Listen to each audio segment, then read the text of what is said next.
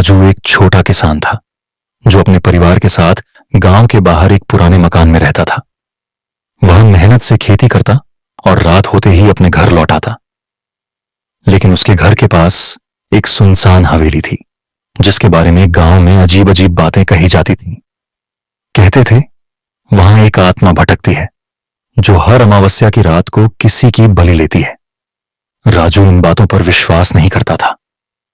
एक रात जब वह खेत से देर से लौटा तो उसे हवेली के अंदर से किसी के रोने की आवाज होती सुनाई दी।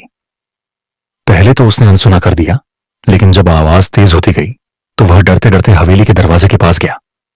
दरवाजा पुराना और जर्जर था। उसने जैसे ही उसे छुआ वह अपने आप खुल गया। अंदर घना अंधेरा था, लेकिन बीचों बीच एक लालटेन जल रही थी। वहां कोई नहीं था, लेकिन कमरे की दीवारों पर खून के हाथों के निशान थे। अचानक राजू के पीछे दरवाजा जोर से बंद हो गया। डर के मारे उसकी सांसें तेज हो गईं। तभी उसे लगा कि कोई उसके कंधे पर हाथ रख रहा है। उसने झटके से पीछे देखा तो वहां एक औरत खड़ी थी। फटे हुए कपड़े, उलझे हुए बाल और चेहरा इतना डरावना कि उसकी रीढ़ में सिहरन दौड़ गई। वह औरत धीमी आवाज में बोली, तू भी मरेगा। राजू के चीखने से पहले ही औरत हवा में गायब हो गई। उसने दरवाजा खोलने की कोशिश की, लेकिन वह अंदर ही बंद हो गया।